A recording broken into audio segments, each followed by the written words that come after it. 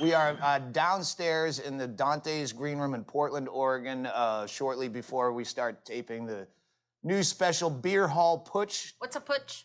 Beer Hall Putsch. What is that? It was Hitler's early failed attempt at overthrowing the German government in 1924, where he'd work everyone up into a lather in the beer hall with 1,500 people screaming about the government. And then he got them all to race out into the streets, and we're going to take this shit over. And then a few people got killed, so he ran like a pussy. Because this is like ground zero of when we branched out to do our own thing, and it's really cool looking. We can't really play here because we have too big of a draw. So it's nice to be able to film here. It's dark, it's creepy, it has a history with us. It's just, it has a good feel, and I fucking hate doing theaters. I wish all comedy specials were filmed in fucking 75-seaters, like old Lenny Bruce, smoky room, low ceiling. This one's not real low ceiling, but it's got the feel. Let's go drink. Some people say, yeah, I don't have to drink to have a good time. You go, okay, but that means you have to have a good time to have a good time. How do you pull that off? You just assume the universe knows it's your Friday, so some organic good time will swell out of the woodwork and appear at a certain time. You read the weekly and find the editor's best bet, and you email all your dumb friends in their cubicles. Let's meet up. We found a local eatery that's well reviewed. It has vegan options for Sheila. We'll meet there at 7:40. Where is Sheila? She's late. Our sober good time starts in 40 minutes. Call her on her cell phone. Maybe we can order for her because we don't want to be late for our sober good time. Maybe you came here tonight to have a good time without drinking. That means you're solely reliant on me being funny, which is a 50-50 shot at best in these waning years of my career. If I suck, you're fucked. All that sober good time planning and the map questing and the finding the parking, and then I was off. I was too fucked up that night, and now the blame's on you. I don't take those chances. I drink to have a good time. It's a fail-safe. I take whatever mundane shit I was doing anyway, and I just start pouring booze on top of it. And within a short amount of time, it's fantastic. I'm talking to some shingle salesman in an airport bar, and he's showing me pictures of his dogs on his cell phone camera, and that's Miss Patsy, and this is Patriot. I call him Patriot because I got him at 9/11, and then within 5 drinks, that guy's hilarious to me. I'm hugging that guy on the way to his gate. I'm swapping phone numbers. I have a problem? No, lady. I have a solution. You have a problem with your sober good time. I'll feel like shit in the morning, but I'll know exactly why, because I got hammered. You wake up, you feel like shit, you worry. Oh, did I forget to take my omega-3s? My glands are swollen. Did I touch a toilet handle without sanitizing? I'm not sure exactly. Oh, you should have been drunk. And you just wake up and go, oh, fuck. It'll go away by the afternoon. I did stop drinking Jägermeister as though it were some like miraculous life choice. I brag to people when I stopped drinking Jägermeister. Like I'm doing Bikram yoga now and eating tofu. I'm still hammered all the time, but it's not Jaeger, which is just a shitty drink. At some point, I saw a clip of myself on stage yelling at the bar, hey, can I get a shot of Jägermeister? But I could see me. Like, in my head, I'm young. But then I saw I'm just an old fucking dude, and just the word Jägermeister coming out of your mouth is some desperate cry to be young again. And it's like the old guy is a silver-haired fox, but he still has 2 hoop earrings. And he's like, hey, ladies, like, oh, don't be that fucking dude. Just drink something clear. Because, Jake LaMotta, the fighter, is a neighbor of ours in Bisbee, Arizona. He lives 2 blocks down. If you don't know Jake LaMotta, he was a fighter, a legendary fighter. The movie Raging Bull, yes. No. Robert De Niro. For you 22-year-olds, let me explain. Robert De Niro used to be an actor. In the moving pictures, one of his greatest roles was that playing Jake LaMotta in Raging Bull. It was a real guy that's our neighbor, and we never met him till last year. A mutual friend brought him to the house to watch football, and we're wicked excited. Like, fucking Jake LaMotta's coming here. And they brought him over. He's like 91. There's no Jake LaMotta left of the Jake LaMotta. So we're all like happy, and they bring him in, and we're like, oh.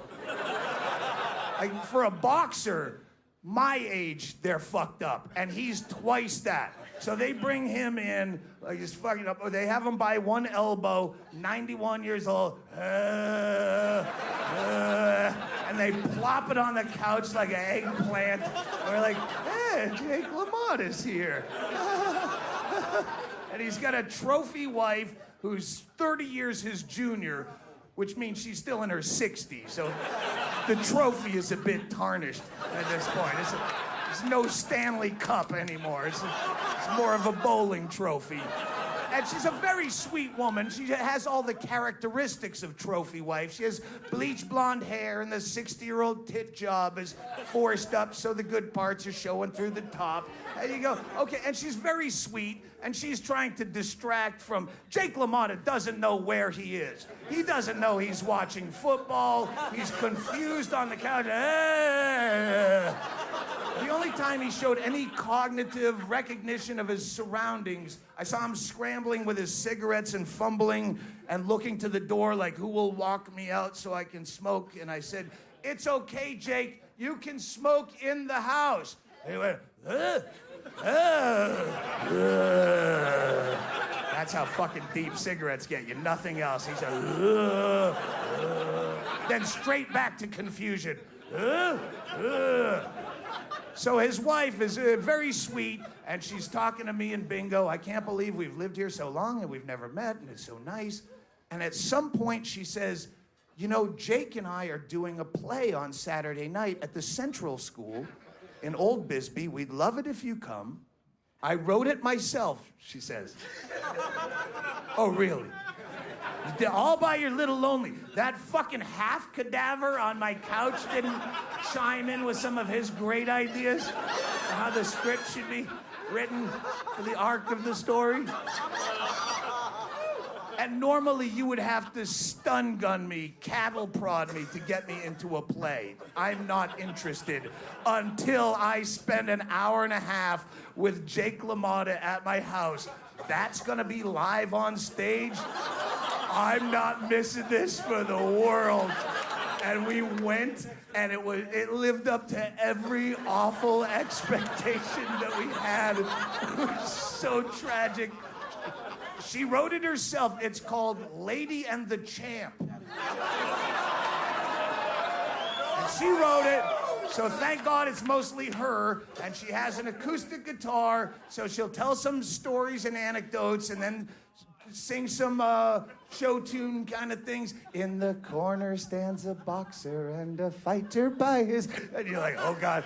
And then they plop the champ out on the other side of the stage in a chair. And they sit him down. He still has no idea where he is. He still thinks he's watching football at my house. And his only job is to pepper the script with some one-liners and some shadow boxing. So occasionally, he stands up. I fought Sugar Ray so many times, I got diabetes. Which is not a bad line for a fucking 91-year-old boxer, except the champ forgets he already did the line. So moments later, he stands back up. in the middle of a song. Stop, Sugar Ray. And they have to come out. They can't stage whisper to him because he's deaf as a stump. So they physically have to come out and push him back down in his chair and yell at him. Not yet, champ. Wait till the end of the number and then you do the, okay? All right. And we're in the back of the room fucking dying. Like it's quiet. We're having to bite our hands like children in church, trying not to giggle. It was like seeing if Mr. Shivo brought Terry Shivo on the road as a song and dance act. Hello, my honey. Hello, my baby. Hello, my ragtime.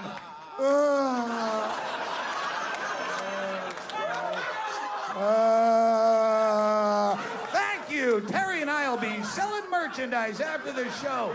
Terry will lick your t-shirts for you to personalize them as a little souvenir of the great time we had tonight here. And as much as I'm enjoying it, for all the worst reasons, there's part of my head going, all right, how long before that's you? I've been doing this shit 23 years. How long? I've taken a lot of shots to the head just like the champ. How long before that final synapse in my brain burns out that would have told me, don't do this anymore. You're embarrassing yourself thoroughly. But I have my trophy wife, Bingo. She doesn't want to get a real job, so she's just shoving me out on the stage. Go get him, champ.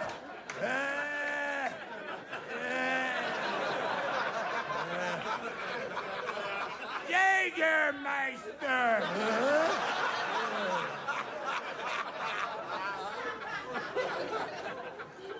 Maybe it already happened. I don't know. Maybe this is being filmed. Don't do this anymore. I live every day of my life like it's my last day on earth, kids. And I really don't clap. You don't know how I live. That makes it even more sad and pathetic that I would willingly choose to spend any given last day on earth immobilized on a couch, sweating, watching a marathon of Storage Wars, completely content with that. Friends going, come on, let's do something, man. Let's go out. I came all the way down. Let's go live life. And you're like, fuck you. I ain't getting up. I've had to piss for the last 4 episodes. My prostate is welded shut like a lug nut, and I don't give a shit. I'm not getting up. I gotta find out what's in that safe. Very important to find out after the commercial break what could possibly be in that safe. You guys all have interests and you do shit, and I don't. Yeah, try doing nothing as long as me. I have house arrest on my bucket list, just so I have an excuse for why I can't go do the dumb shit you like that I don't understand. Oh, I'm sorry, I'd love to see your friend play the flamenco guitar, but I got the anklet, sorry. Go right back to watching fucking Hoarders. I watch Hoarders, I see shit I need. I do. Like they brought the yard sale into my living room and I just poke around. I'm not following the dialogue, I'm just looking at their shit. Bingo, they have an orange microwave. Rewind it. Pause. That's an orange how do you get an orange microwave? Underneath the stack of the newspapers and the mummified cat is an orange microwave. Find it on Amazon. That might fill the void in my soul. Orange. Because I don't even drunk dial people anymore because I have nothing to say, but I drunk eBay and Amazon. I buy shit when I'm blacked out, which is, eBay's the worst because if I get outbid, then I take it personal when I'm drinking. And you just fucking looked at my girlfriend weird. Oh, outbid me? I'm gonna fucking outbid you. Yeah, I'll wait, come on. Oh, outbid me? Outbid you! Because you probably have kids. I don't. I don't have a lot of money, but every penny I have is disposable because I don't have children. I bought a shitty, cheap house on the Mexican border My nut is $800 a year in property tax. I could beg that. You're gonna outbid me. Eventually, you're gonna realize, oh shit, my children have to go to college.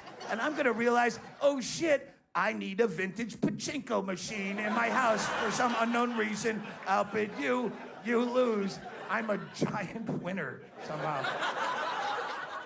Way worse than drunk dialing, because drunk buying shit, you don't even remember you did it for 5 to 7 business days. You walk out of your house and UPS is building some corrugated Great Wall of China outside. What did I do now? What'd you get yourself this time, Mr. Christmas in July? Miracle socks, as seen on TV. Actual purchase. I don't have circulation problems, but evidently, when I drink on Ambien, that's some underlying fear I didn't even know I had, is deep vein thrombosis. I'm gonna die. Maybe that's why I never work Australia. That long flight could kill me with deep vein.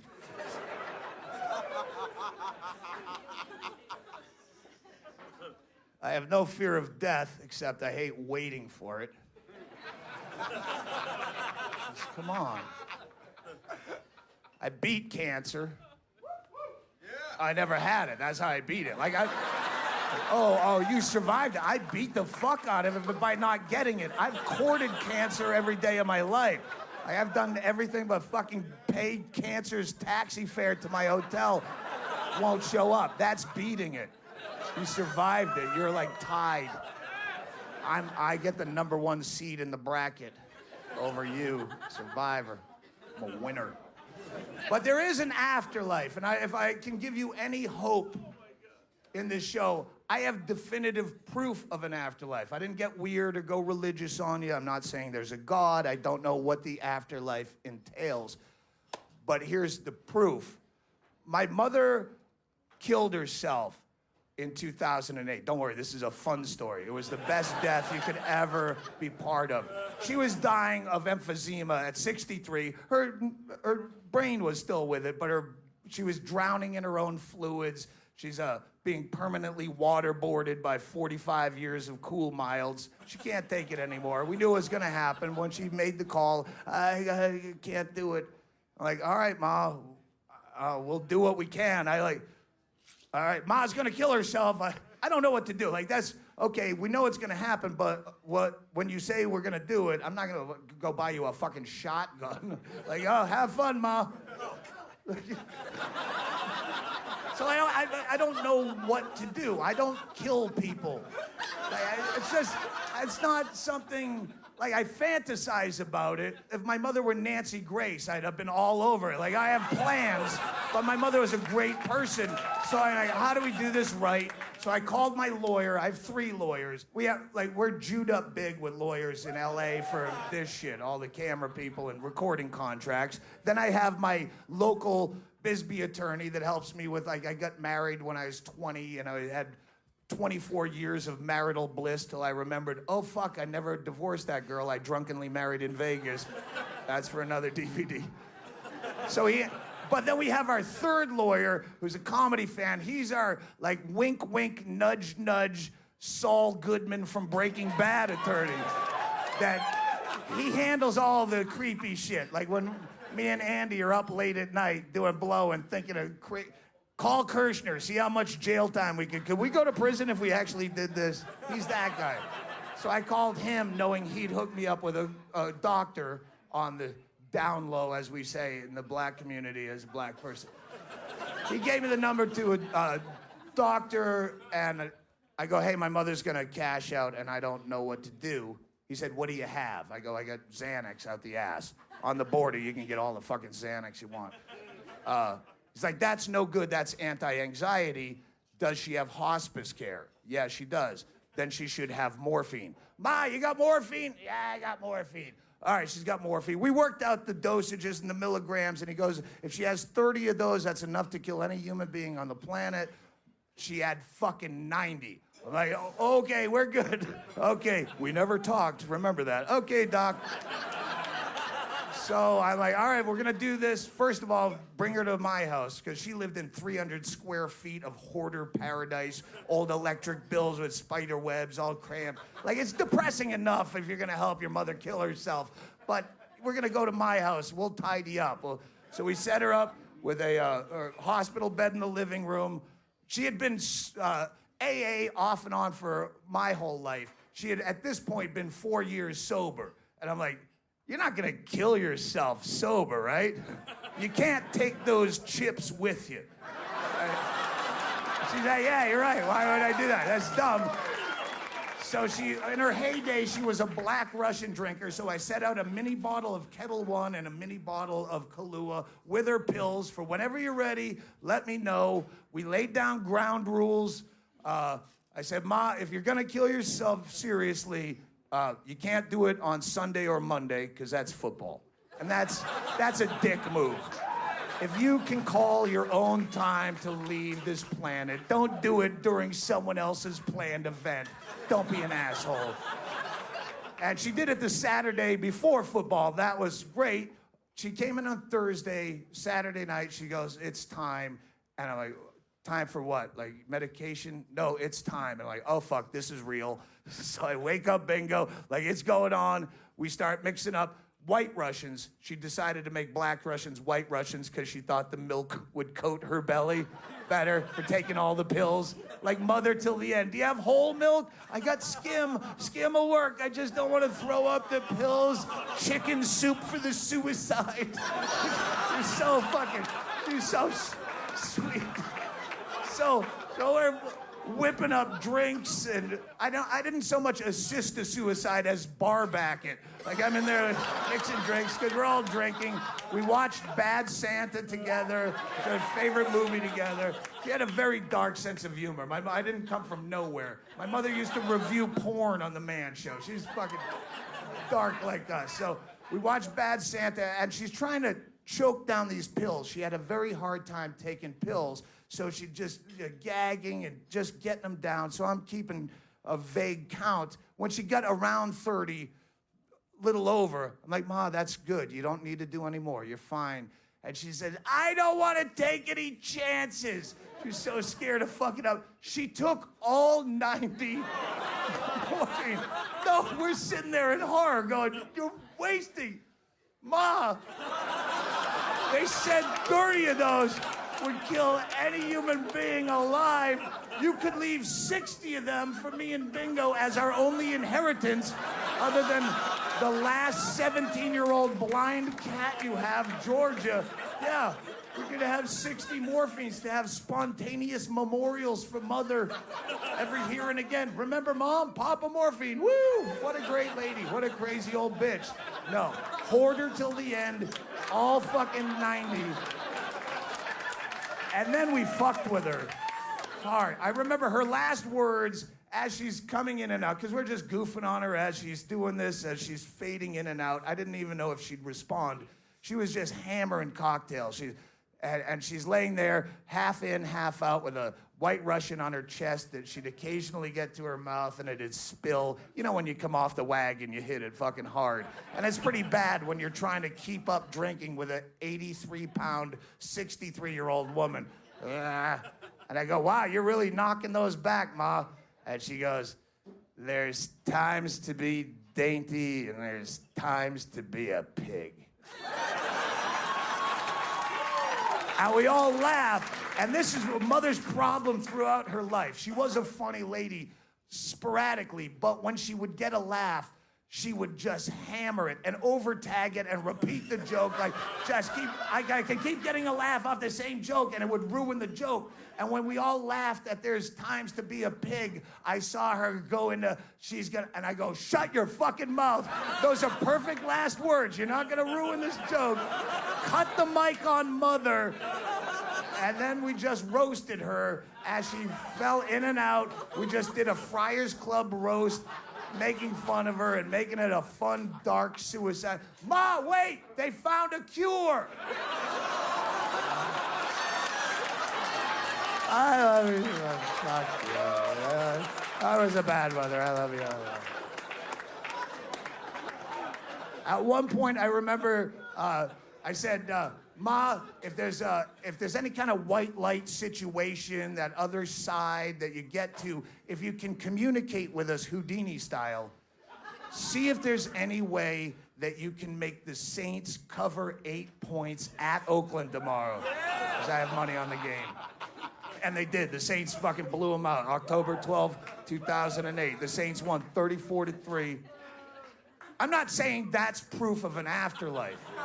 That was just $40 that I won. Proof of the afterlife is this. If there were no afterlife, how could my mother have bought me and my friends so many nice things from the Sky Mall catalog on her credit card 4 days after she'd passed from this earth? Answer me that, Your Honor. Answer me that.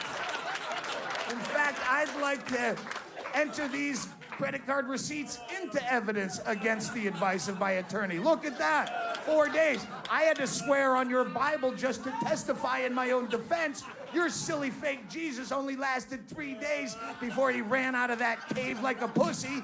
My mother, 4 days, relaxing up there. She's drunk eBaying like I do.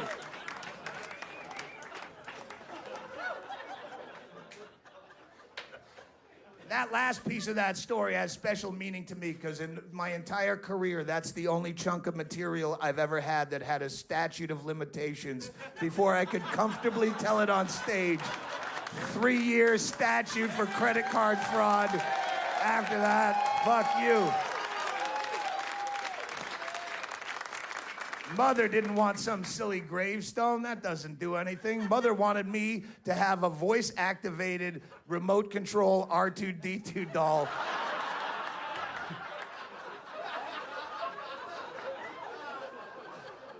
I'm just saying we all occupy in our own way. You occupy your fucking filthy Portland hippie selves because you hate the 1%. And you hate the banks because of their predatory lending practices against the people and enslave them in a lifetime of debt. What'd you do about it? You stunk up a park for almost a year. I occupy far more efficiently. Maybe you should look to me for leadership. I hate the banks as well, as we all do. How did I fuck them? I spent 3 hours jacking up Mother's Chase Bank Visa card after she's dead up to its $10,000 limit, buying dumb shit that no one needs and sticking them with the bill because she had no estate except for that blind fucking last cat. If you want to repo that, have at it. That actually caused damage to the bank. Not sitting around with a dog with a kerchief and a cardboard sign, slapping on drums in a drum circle. The fucking Occupy movement was such a letdown because you seemed like me, angry, and we're gonna take to the streets, and holy shit, around the globe, people are, fuck this, we're gonna do something. And what did you do? You fucked up a park. All you fucked up in a year is some guy's day who wanted to throw a frisbee for his dog, but he couldn't because you're all camped out there. You hate the banks? Don't fuck up the park, fuck up the bank. Who's in charge of this project? Next time, me. We don't really have leadership. You needed some. You have 500 angry people in a park. Go break them up into squads of 20. You can fuck up every branch of Bank of America in a 50-mile radius. Go there. And not as anarchists either, throwing bricks through the windows. What are you, a fucking teenager? Have some ingenuity. You line up as customers at 8 o'clock in the morning. They only have 2 desks to do actual commerce other than cashing checks and shit.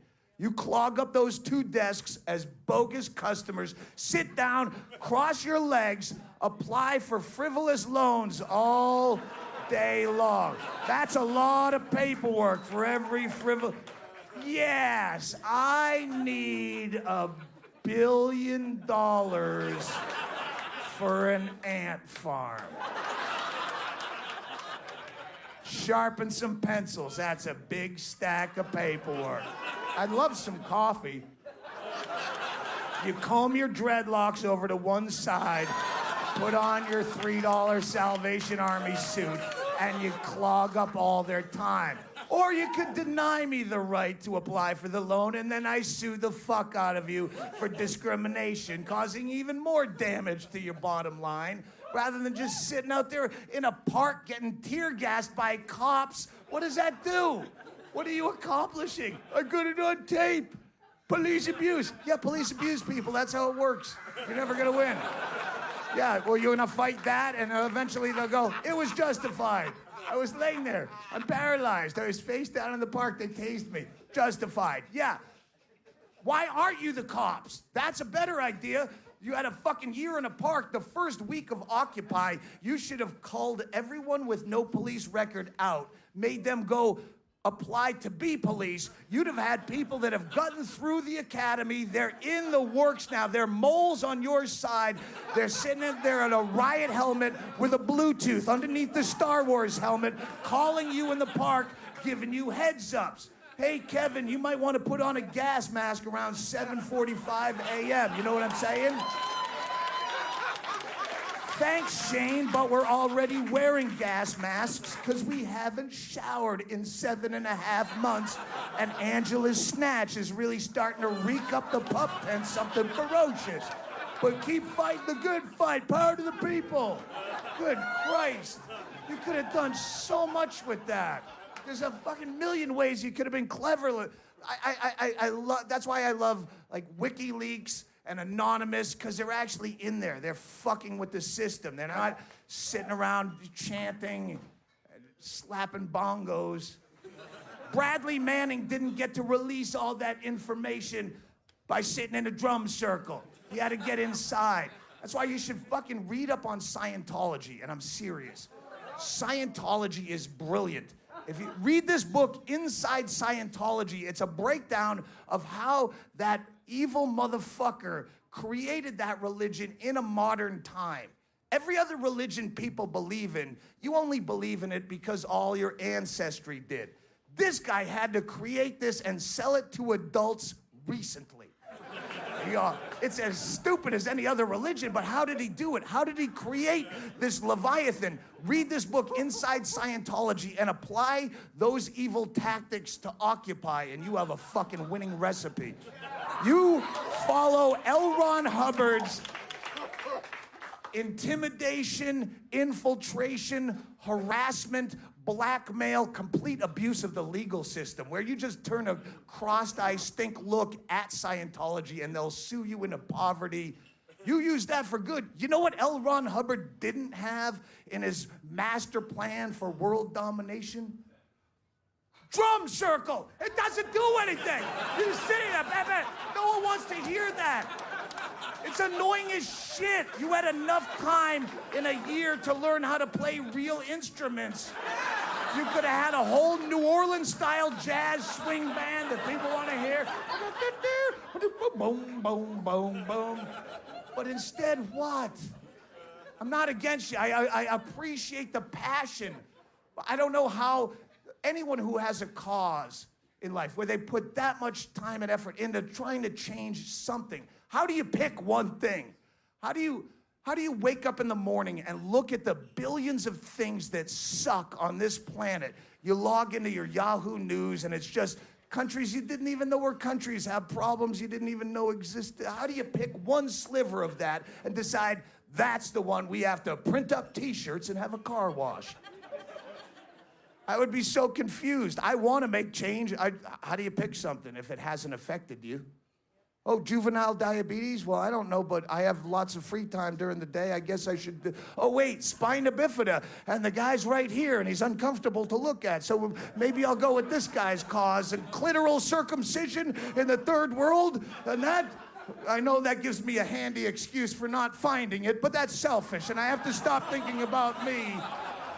Maybe we should, and as soon as you focus on one thing, here comes Sarah McLachlan on the TV with the skinny, sad puppies and the abused, in the arms of an angel.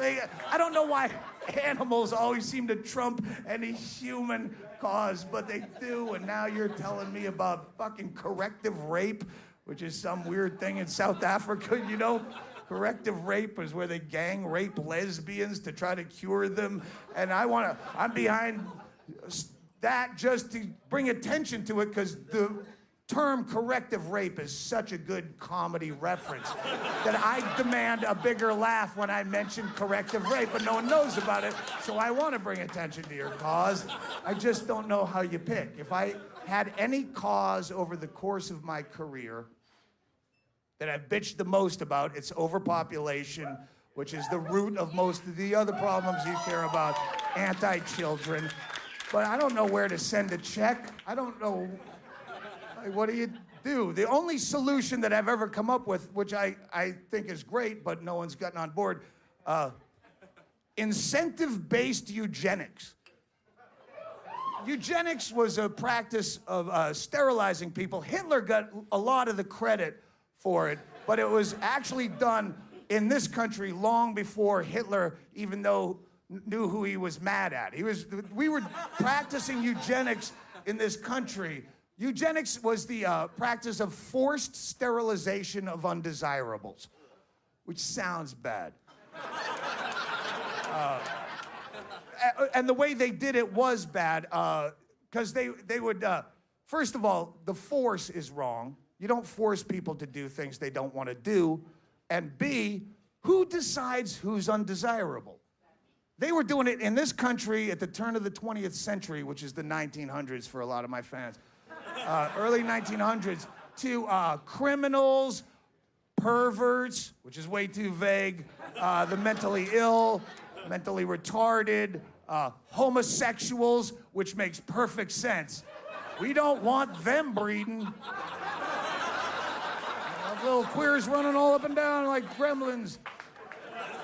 But if you took away the force and you just made it incentive-based for people willing to sterilize themselves, offer up some white trash prizes.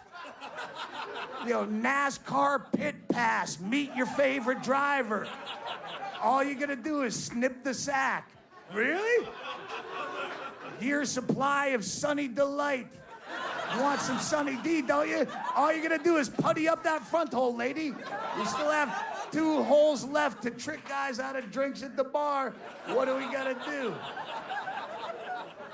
Are you telling me if I cut off my balls, I'm going crossbow hunting with Ted Nugent? Well, shit, yeah.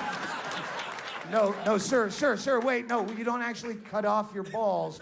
We just make a small incision with a local anesthetic. Fuck you, I want you to cut off my whole balls.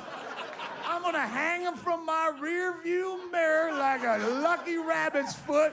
I'm going crossbow hunting with the Nuge. I ain't never won nothing in my life.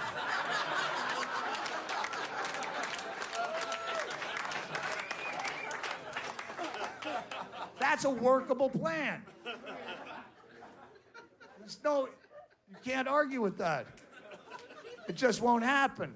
Here's what I think. If you're behind, whatever you're behind, we should triage all charity. So we take the most important and most easily solved first. Everyone works on that, and we'll get to yours eventually. I would start with starving people in a world full of food. That seems easy to solve.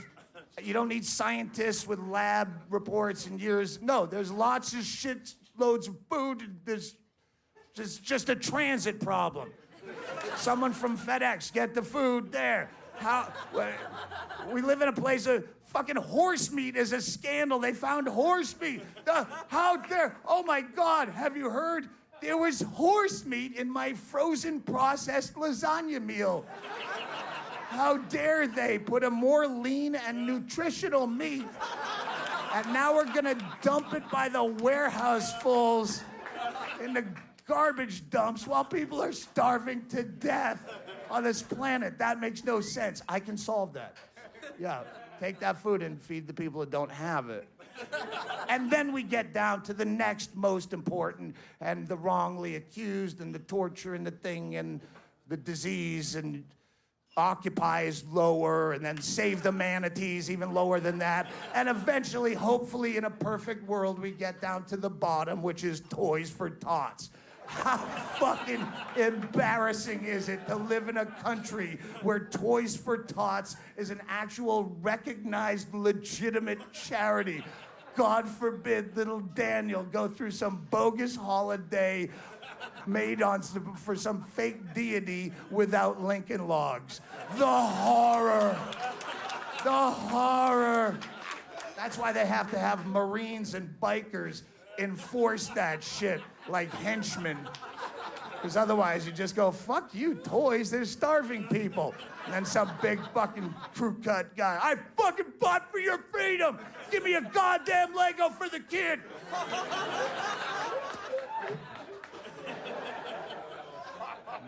It's gonna be tough.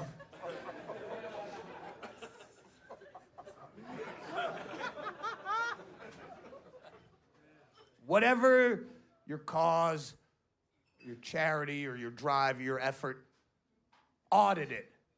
Make sure, because so much of it is symbolism over substance, where people think they're helping by doing nothing. Audit all the time and effort and see if you're actually affecting change, rather than just, oh, we're gonna have a 10K fun run for the cure. Come on down on Sunday, it's a 10K fun run for the cure. Why? Why? When has running ever cured anything? I don't understand the cause and effect on this.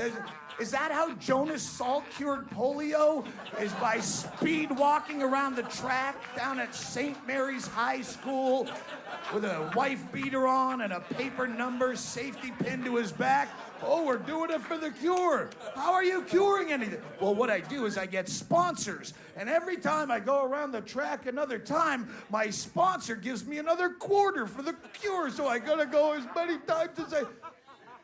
Are your friends that sick and sadomasochistic that they wouldn't just cut you a check outright for the cure? They make you do weird shit first? Larry, you know, my daughter was born with cerebral palsy, and we're trying to get a big fundraiser going. Really? Yeah. How many hard-boiled eggs will you eat? Come on, come on. You love your kid, right? Come on. No, they would cut you a check outright, but you're that much of a fucking megalomaniac that you have to make the cure about you. You need spotlight in this. You could just get a check, but no one's gonna fucking be, oh no, you know, the truth is I do this same speed walk at St. Mary's every morning at 6:30 before work with my Labrador, Sheba, trying to shed a few pounds, you know, but no one claps for me then and calls me heroic, so I'm gonna do it on Sunday afternoon for the cure, and everyone's gonna go, Ray, go! Yeah, you could do it, but you want to fucking, it's a 10K fun run about you, you fucking megalomaniac. Stop it. You know you're not doing shit. You can just get the check from your friend and then actually do something that means something other than running. We're getting donations, and we're petitioning City Hall for a spot in the park to make a big granite slab for the victims and the sufferers and the survivors of the thing. And then we're going to painstakingly etch each name of the people into the stone at great expense. For what? It's a fucking chunk of rock. It doesn't help. Put that time and effort and money into actually something that's calculated, that actually helps. We're gonna knit a SARS quilt. It's gonna take all summer long. Because there's people with SARS and they're chilly with SARS and they need a quilt. What? We're gonna have a prayer circle. We're gonna have a candlelight vigil at midnight. Could you do less? Mathematically, ask your accountant if there's any way you could do any less than that. Well, we are raising awareness. Raising awareness is another form of doing nothing.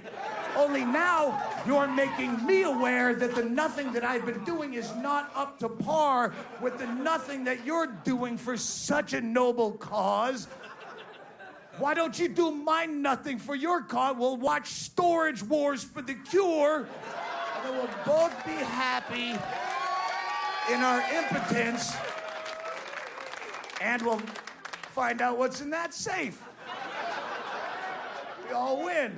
Raising awareness is me standing next to a drainage ditch where a guy just hit a goat with his moped on the highway, and now they're in the ditch laying in the muck with compound fractures, and the dude's got a bone sticking through his leg, and the fucking goat's got a bone sticking through his fur. They're both laying there in agony, and I'm raising awareness by standing above them, shouting down an empty highway, "Look! Look! Ew! Ew, look! Ew!" And they're going, "No, help!" They're going, "No, no, no. Look!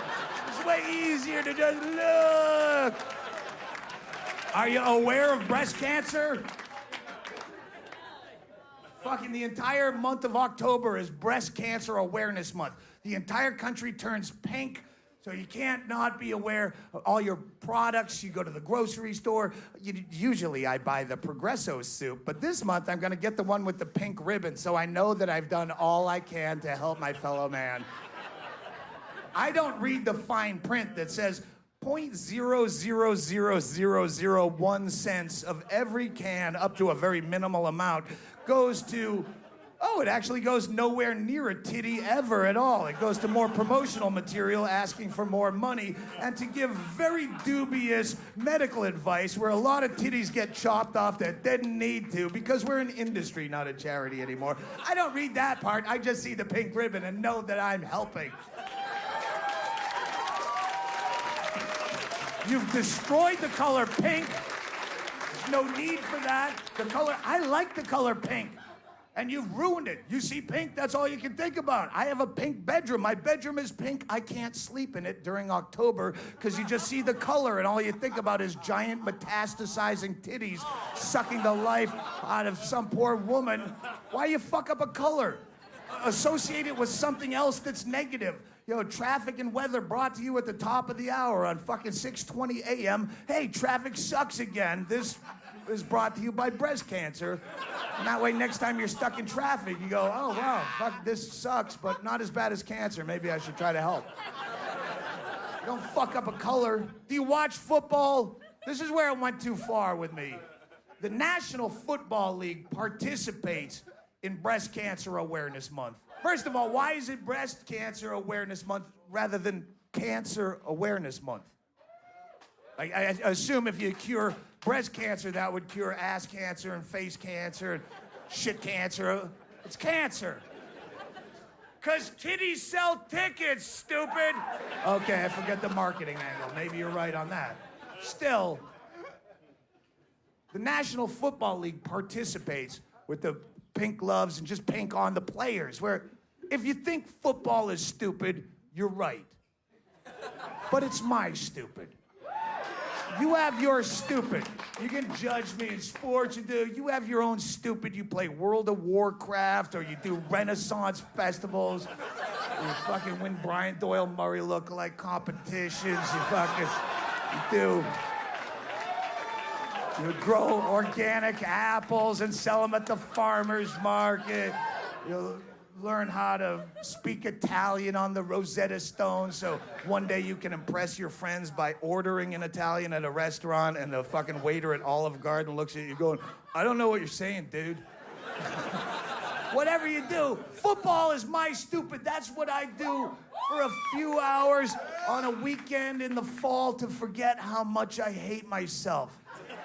I don't want to think about breast cancer while I'm watching football to get away from this. It's hard enough to watch football as it is if you're a fan without constantly thinking about AIDS. You have to push that out of your head. Inherently, if you're a fan of the game, with the technology that they have now, you watch Monday Night Football or Super Bowl, they have cameras now that come down on cables right over the field, like right over the players' heads, almost touching them. You have 60 inches of high definition. You have a camera panning around 11 men bent up in a huddle, presenting these beautiful, thick man asses. And it's zooming in on each one. And it creates this Bangkok whorehouse scenario in your brain. You feel a little tuggle in your sweatpants. And you're like, oh, what if they were behind glass in Phuket? Which one would I select from my evening's entertainment from the Cambodian guy that runs the place? And he's got an eye patch. And I go, Jing Dang, Gorda! And he pulls the guy out. Number 28. I haven't even seen all the guys, and I impulse buy on 28.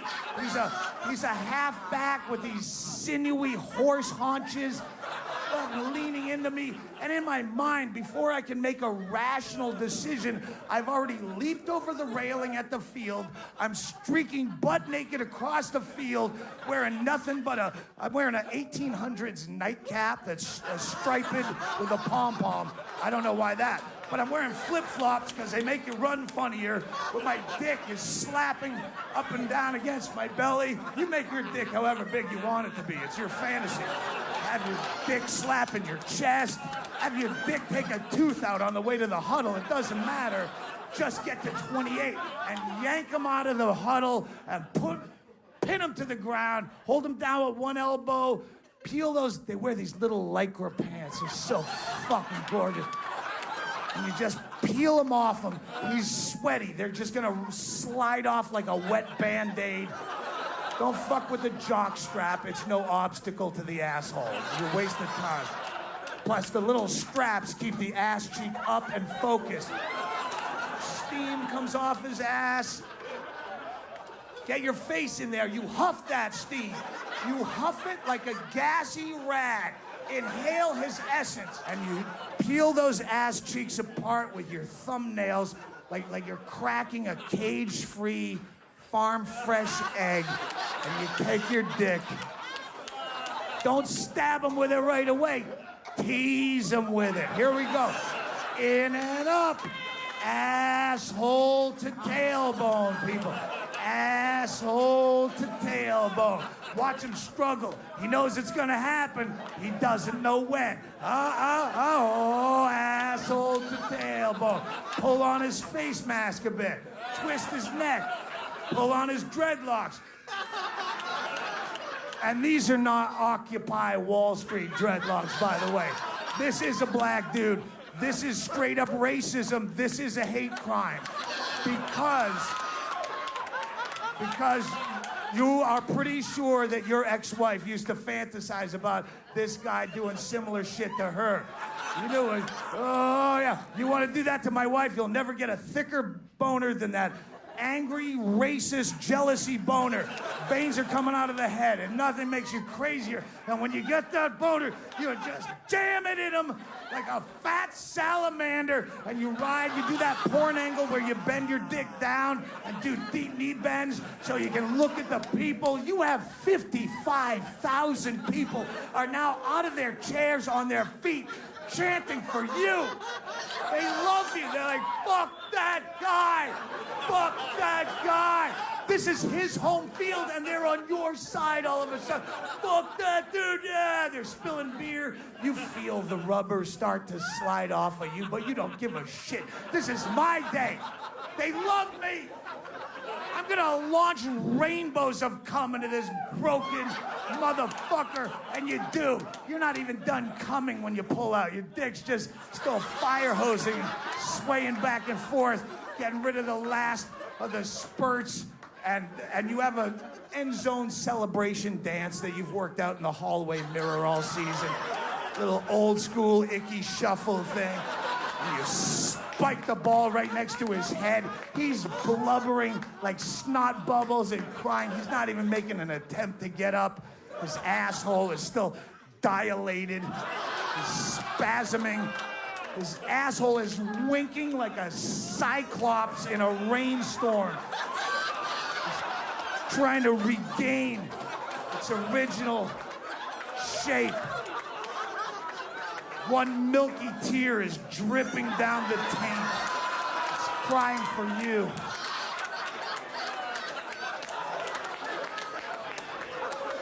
And you float out of this perfect Sunday afternoon and this perfect daydream back into the stark reality of it's just you as some bloated post-middle-aged dude with, you got lumps of yellowed gummy cum in your gut hair, and you look around, you feel immediate remorse and shame. I let the rubber come off inside of that guy. How irresponsible is that, knowing what we know today, to just bareback fuck a guy? I don't know where that guy's been. I know where he's going. He's going into free agency. He's fucking 32 now. He's got shit knees. He's lucky if he's warming a bench in Jacksonville. But I don't know where he's been to just bareback fuck the dude. I could have fantasy AIDS as we speak. And I'm gonna do it again. And as you're dealing with this, you want to escape, you look at the TV, pink shoes, I have to think about breast cancer on top of this problem. You're ruining the integrity of the game, breast cancer. This is what we do on Sundays to forget how much we hate ourselves.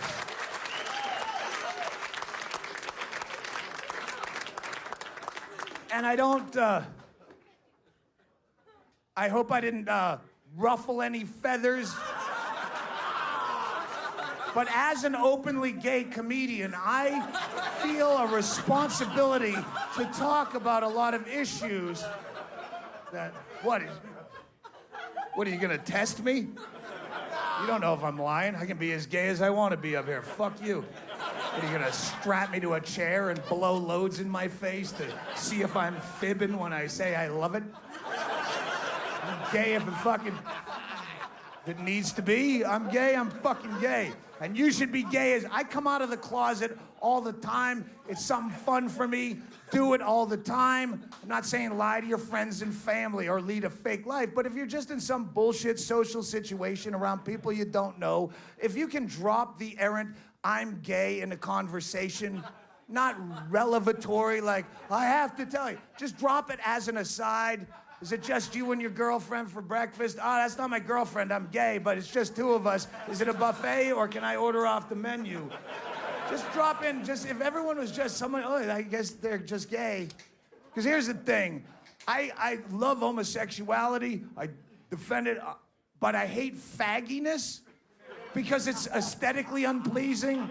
The whole la la la la la shiny, you don't have to do that. It's the same, I have nothing against Jewish people. I hate Jewiness, and the clamming, clammy, I just can't get on, I'm allergic. It's just like, personally, that's unpleasing. I hate anyone who leads with their sexuality, homo or hetero. If I know your sexuality in the first 30 seconds of meeting you, you're fucking annoying.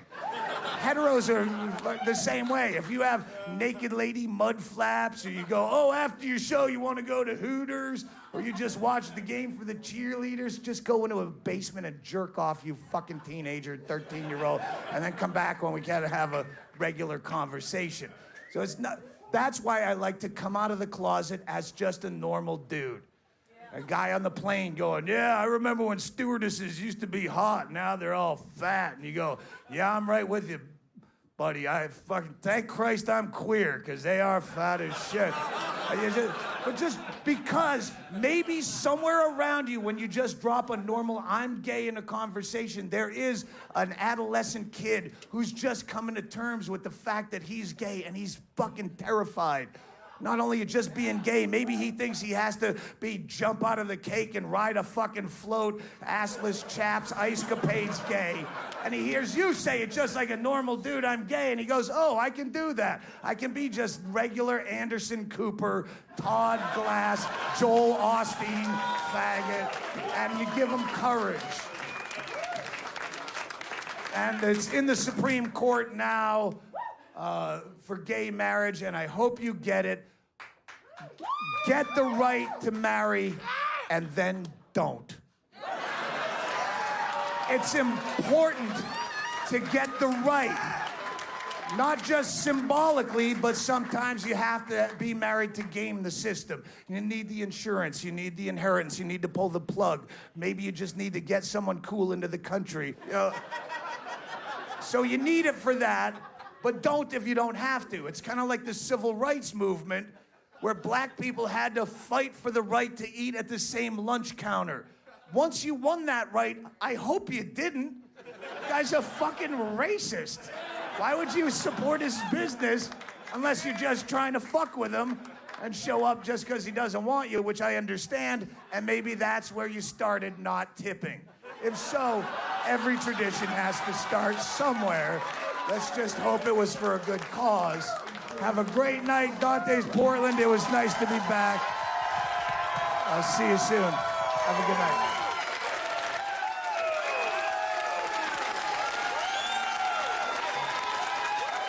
Will,